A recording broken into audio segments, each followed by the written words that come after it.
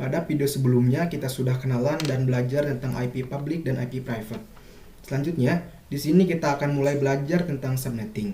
Jadi, sekali lagi, kalau teman-teman sudah lupa bahwa tujuan dari belajar subnetting adalah menentukan prefix yang paling efektif untuk digunakan.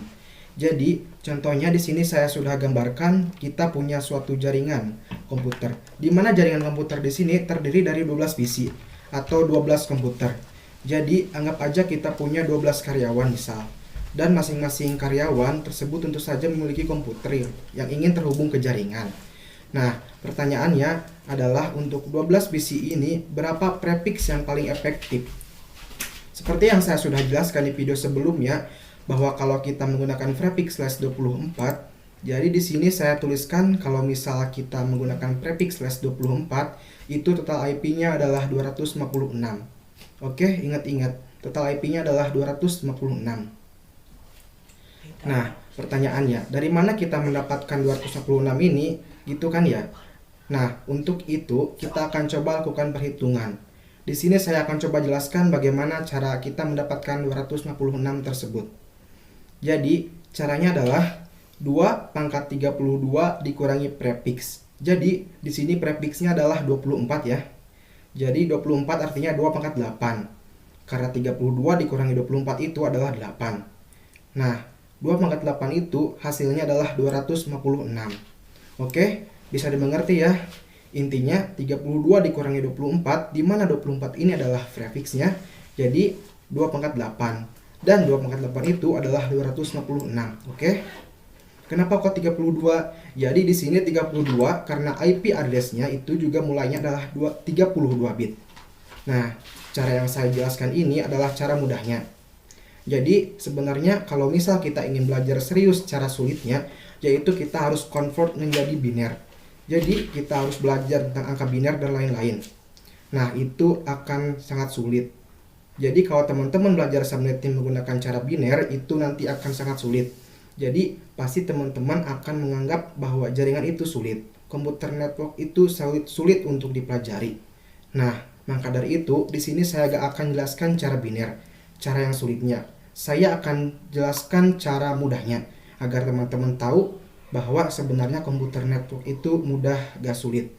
Baru nanti kalau misal teman-teman sudah mahir di komputer network, sudah sangat terbiasa melakukan subnetting, boleh teman-teman belajar cara biner. Tapi saya gak akan jelaskan, saya hanya akan jelaskan cara mudahnya saja. Sekali lagi, biar teman-teman tidak menganggap jaringan komputer itu sulit. Nah, di sini saya akan ulangin sedikit bahwa /24 atau prefix /24 itu total IP-nya adalah 256. Dapat dari mana? Dapat dari 2 pangkat 32 dikurangi prefix. Jadi 32 dikurangi 24 itu adalah 8. Dan 2 pangkat 8 adalah 256. Nah, mungkin di sini teman-teman masih agak sulit menentukan 2 pangkat 8 itu berapa. Maka dari itu akan coba pakai contoh yang lain ya. Contoh yang paling mudah itu contohnya misal kita menggunakan /30. Oke? /30 itu berarti total IP-nya berapa? Kita akan coba hitung. Jadi 2 pangkat 32 dikurangi 30 artinya 2 pangkat 2. Nah, kalau ini pasti teman-teman ngerti ya bahwa 2 pangkat 2 itu adalah, ada yang tahu? 4. Ya, jadi 2 pangkat 2 itu adalah 4. Oke, selanjutnya contoh lain misal kita diminta untuk mencari total IP dari /29. Jadi misal di sini /29. Jadi /29 itu total IP-nya berapa? Kita akan coba hitung. 2 pangkat 32 dikurangi 29. Jadi 32 dikurangi 29 adalah 3 ya. Jadi 2 pangkat 32. Nah, kalau teman-teman ngerti, 2 pangkat 3 itu jumlahnya adalah 8. Jadi /29 itu total IP-nya adalah 8. Nah, kalau teman-teman perhatikan di sini, sebenarnya kita punya polanya. Kalau 2 pangkat 2 itu adalah 4, kalau 2 pangkat 3 itu adalah 8, artinya setiap pangkatnya naik 1. Naik. Itu tinggal dikali 2 aja.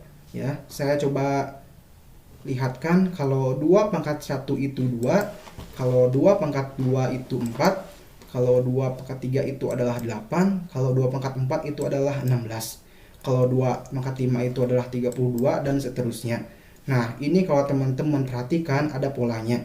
Jadi tinggal dikali 2 aja. Dari 2 pangkat 1, 2 pangkat 2 itu adalah 2 kali 2 hasilnya 4.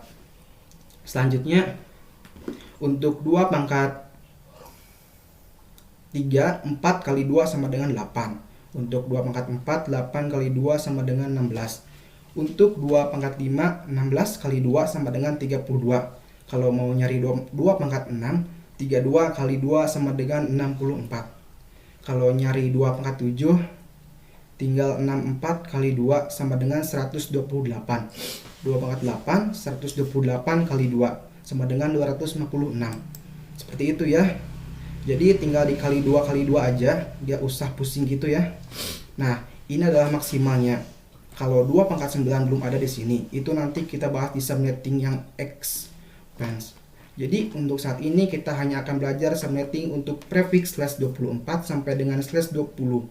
Oke, itu aja untuk misal ada prefix slash 23 atau prefix slash 22, itu kita pelajari nanti di session berikutnya, di session subnetting. Oke, jadi harusnya sekarang teman-teman sudah bisa mengerti ya cara menghitung total IP dari suatu prefix. Di sini saya akan coba kasih contoh lagi.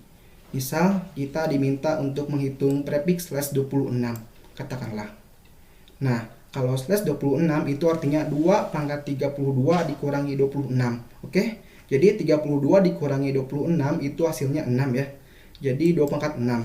Nah, kalau kita lihat di sini 2 pangkat 6 itu adalah 64. Jadi total IP untuk slash 26 itu adalah 64. Seperti itu, oke? Nah, sekarang kita tinggal lihat di contoh soal ini. Dalam contoh ini kita memiliki 12 PC. Nah, pertanyaannya adalah untuk 12 PC ini prefix berapa yang paling efektif? Nah, kita tinggal lihat dari hasil perpangkatan ini.